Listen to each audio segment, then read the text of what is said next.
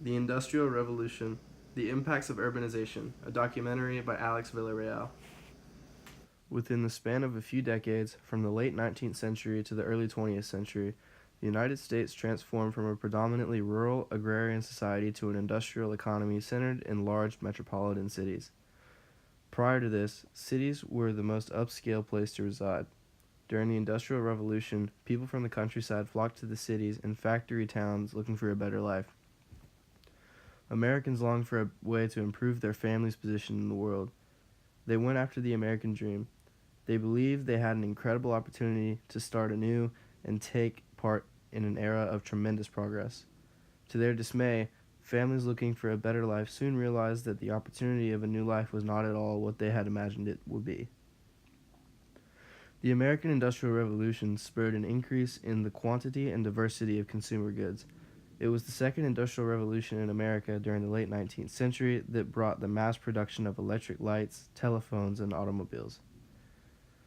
In turn, manufacturing in factory settings, along with the labor force required to increase production, stimulated urbanization. Cities grew in both population and size to accommodate this new industry. Industrialization depended on replacing people with machines and breaking up labor into smaller tasks to increase production and maximize profits. All of this was possible with the technological innovations in transportation. Railroads and streetcars in the 19th century enabled city boundaries to expand. As a result, people no longer needed to live within walking distance of their jobs. The wealthy that once lived in the cities chose to move further out, desiring to have neighbors of their own social status. Their exclusive enclaves were far away from factories and warehouses. Around the same time, new family dwellings developed along the outskirts of the city. These were where the middle-class, white-collar workers chose to live. With the middle class leaving the city behind, this left open housing for poorer people from the countryside and immigrants to inhabit. The demand for housing was so great that landlords took advantage by dividing city houses into poorly maintained and unsanitary low-rent apartments. The rapid growth of cities was something that government did not prepare for. They could not provide clean water or garbage collection. Living and working conditions deteriorated rapidly, causing misery amongst the urban poor. European and Asian immigrants were among those living in the slums. They had arrived in the United States in droves, providing cheap labor. They helped to make industrial growth possible. They, like many Americans, were only looking for a better life for their families. However, they also helped populate the growing cities. Most immigrants who poured into the United States in the late 1800s lacked money and education. Only a few enjoyed a new life of social mobility. Those who did not move up the ladder of wealth remained in the overcrowded cities looking for work for little pay.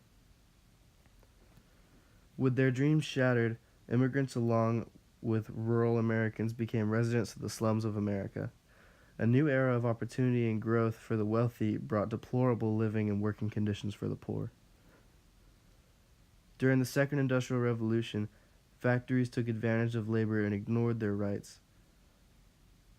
As more factories were built, businesses needed more workers. Employers set the wages as low as they wanted due to the endless number of people lined up for jobs.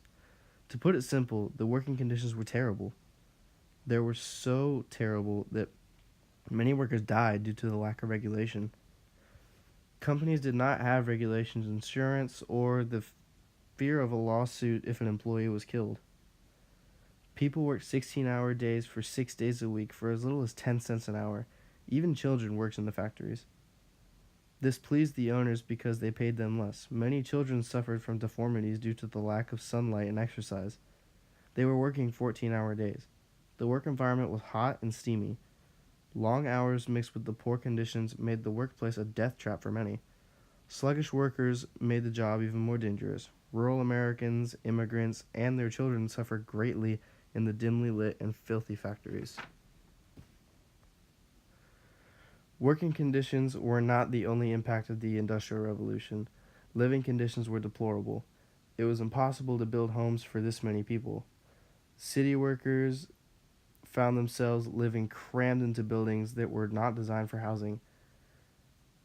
It was not unusual to see a family of 9 sharing one room in a tenement. The tenements built disregarded safety. Cheap construction of tenements caused poor ventilation as well as an unhealthy shared bathroom situation where a couple of hundred people shared one bathroom. These living conditions caused widespread sickness, causing the residents to become gravely ill. Diseases such as chickenpox, cholera, and tuberculosis caused a spike in the death rate. Families were poor and could not afford the medicine to treat the illnesses. It only got worse as more and more workers moved in. The overcrowding made conditions more severe. Tenements were filled with trash that brought a disgusting smell. Buildings lacked running water and made it harder for the residents to bathe properly or wash their clothes. As workers migrated into the cities, their lives were permanently transformed and not for the better. While the Industrial Revolution was a time of transformation, giving Americans higher expectations for improving their lives, it was also a terrible time in history for the lower class worker. Increased demand for jobs, technological innovations in transportation, and new housing construction encouraged migration into cities. It was too much growth for the governments to handle. They failed at providing clean water, proper sewage, and garbage collection in the poorer areas of the city. Overcrowding, low wages, high rents, and poor services made for a miserable existence in industrial cities. What used to be a place for the rich had turned into the slums. A period in history that provided a great success for the rich proved to be detrimental to the poor. These years of extraordinary importance to American history. However, Walter Mead argued that it was, quote, it was a period in which the United States failed its way to success.